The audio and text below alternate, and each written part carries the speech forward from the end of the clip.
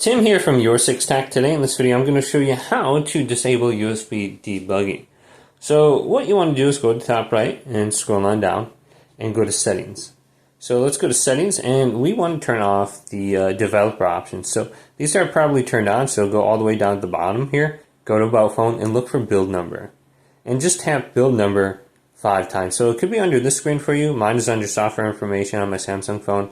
And I can see it right here. Just tap this. So your developer options are already turned on.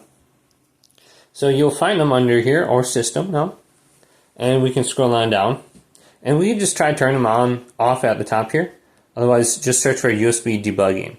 It'll probably be a lot quicker than scrolling through that entire screen. USB debugging, debug.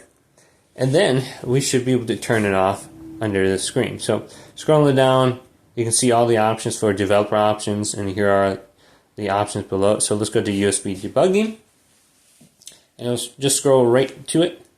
You can see debug mode when using USB is connected. So we can just turn this on or off right here. So hopefully this video did indeed help you out.